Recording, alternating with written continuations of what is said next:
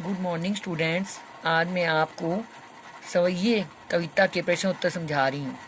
प्रश्न 1, ब्रजभूमि के प्रति कवि का प्रेम किन किन रूपों में अभिव्यक्त हुआ है? उत्तर, ब्रजभूमि के प्रति कवि का अगाध प्रेम है। वह इस जन्म में ही नहीं अगले जन्म में भी ब्रजभूमि में रहना चाहता है। रसखान जी कहते हैं कि यदि मैं अगले जन्म में मनुष्य बनूं तो गोकुल गांव के ग्वालों के बीच रहूं। यदि मैं पशु बनूं, इसमें मेरा कुछ भी वश नहीं, तो नंद बाबा की गायों के बीच चलने वाली गाय बने।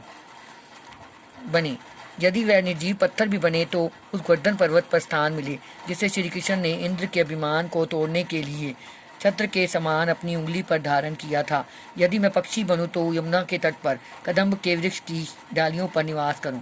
प्रश्न 2, कवि का ब्रज के वन, बाग और तालाब को निहारने के पीछे क्या कारण है? उत्तर, कवि ब्रज के वन, बाग और तालाब को इसलिए निहारना चाहता है ताकि वह उसके सौंदर्य को अपनी आंखों में बसा सके।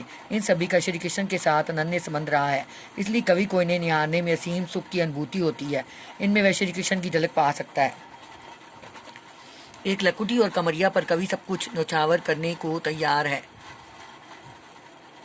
क्यों तैयार है? उत्तर, यह लाठी और कंबल भी श्री कृष्ण से संबंधित है।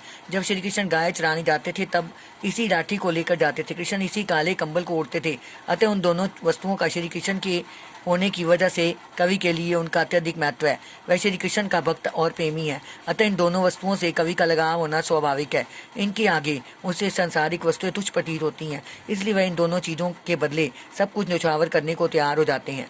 प्रश्न 4, सखी ने गोपी से श्री कृष्ण का कैसा रूप धारण करने का आग्रह किया था? अपने शब्दों में वर्णन कीजिए। उत्तर, सखी ने गोपी से श्री कृष्ण जैसा रूप धारण करने का आग्रह किया था कि वह सिर पर मोर पंखों का मुकुट, गले में गुंजों की माला, तन पर पीले वस्त्र पहनकर हाथ में लाठी लेकर ग्वालों के साथ घूमा करेगी। ऐसा करके वह श्री कृष्ण की स्मृतियों को अपने मन में बनाए रखना चाहती है।